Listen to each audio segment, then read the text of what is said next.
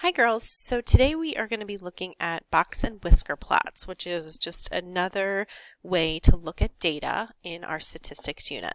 So I have a definition for you. So a box and whisker plot shows the spread of data. Oops, gotta get my pen to work. Shows the spread of a data set, and it displays 5 key points, although I have 6 things listed here because we're going to talk about what that means. So the minimum here you could see is located here at the end of our graph. The maximum would be here on the right hand side of the graph. The median is shown here. The lower quartile is shown in blue, and the upper quartile is shown in orange. And then I included something called the interquartile range, which is basically the range from the first quartile to the third quartile. And this is really important when we're describing data because it gives us a nice view out of all of the data points.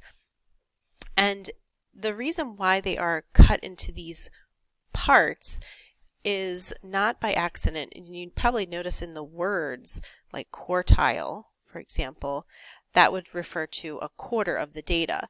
So if I'm looking at the data point from the minimum to the lower quartile, that's going to be 25% of the data.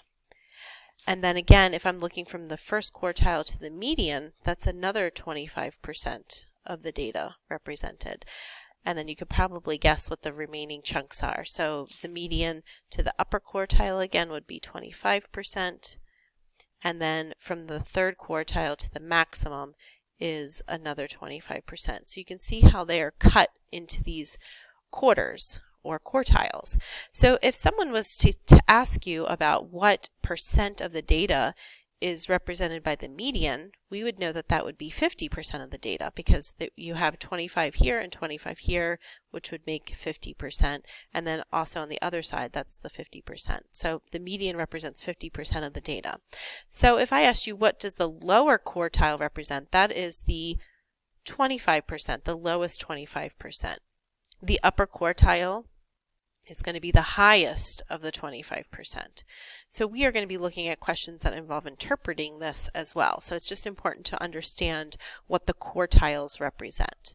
All right, so what we're going to do today is we're actually going to practice making a box and whisker plot.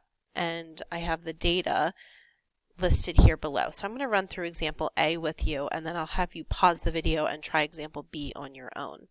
So the first thing that we want to do whenever we're making a box and whisker plot for any set of data is we need to first put the data in order from least to greatest. So I'm going to renumber everything to the right here, and as I go I'm going to cross the numbers out. So I can see that 1 is my least number. Then I've got 2 2's. Cross those out. I've got a 3.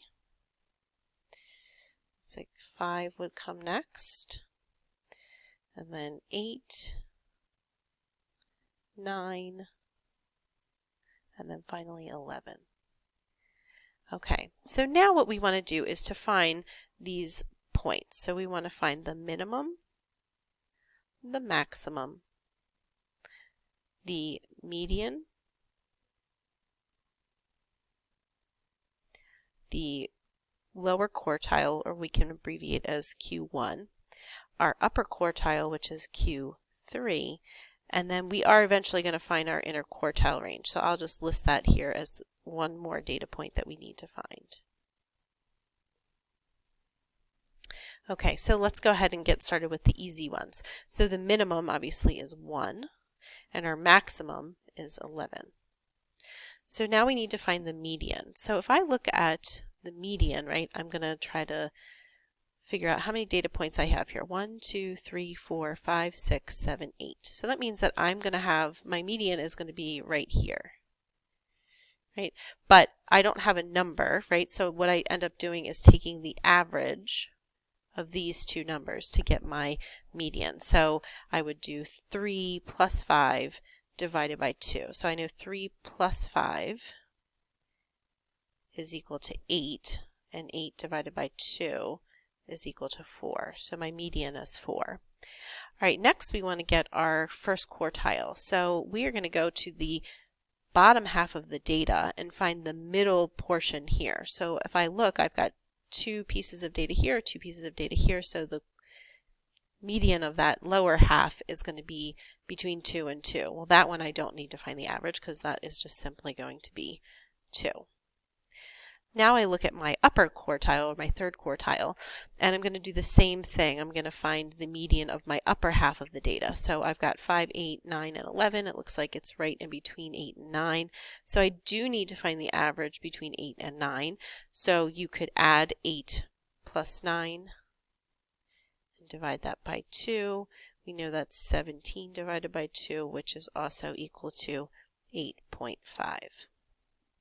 And then the last piece of information asks us to find our interquartile range. So that means that I'm subtracting, if I go back up here, I'm going to subtract my quartile 3 minus my quartile 1. So my quartile 3 was 8.5. My quartile 1 was 2. So I'm just going to subtract that and I get an answer of 6.5. Okay, so now we're ready to draw our box and whisker plot. So I'm going to draw myself a number line here. And I'm going to number it, I'm actually going to number it, count by 2s. So I'm going to say 0, 2, 4, 6, 8, 10, and 12. All right, and then I'm just going to plot my points. So my minimum was 1. My maximum was 11. My median was 4. My quartile 1 was 2. And my quartile 3 was 8.5. So that's going to be about right there. And then I'm just going to draw my box around my lower quartile and upper quartile. Put a line through my median. And then I'm going to connect my dots here. So there's my box and whisker plot. All right, so go ahead and pause the video and go ahead and try B on your own.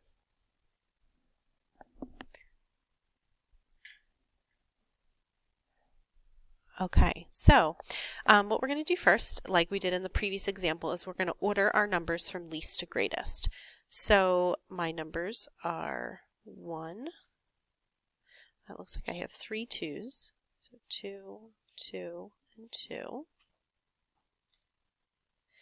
And then I have 1, 2, 3 4s. 1, 2, 3. And then finally a 7. Okay, so let's list the data points that we need to find. So again, it's the minimum, the maximum, the median, quartile 1, quartile 3, and the interquartile range. All right, so let's go ahead and find the minimum is 1. Our maximum was 7. Our median, 1, 2, 3, 4, 5, 6, 7, 8. So I've got an even data set. So again, my median is going to be located here. So I need to find the average of these two. So I know that 2 plus 4 is 6, divided by 2 is 3. So 2 plus 4 divided by 2, so equals 3. Okay, so now let's go ahead and find our lower quartile. So that would be located here. So again, I have to find my average between 2 and 2, which we don't need to do any math there. We know that that is just simply 2. All right, and then let's take a look at our upper quartile. Our upper quartile is between 4 and 4, so we don't need to do any computation there. That's just 4. And then my interquartile range, remember, is my Q3 minus my Q1, so that gives me an answer of 2. All right, now we're ready to go ahead and graph our box and whisker plot.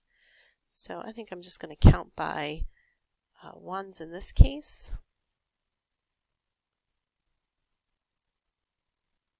So make my number line.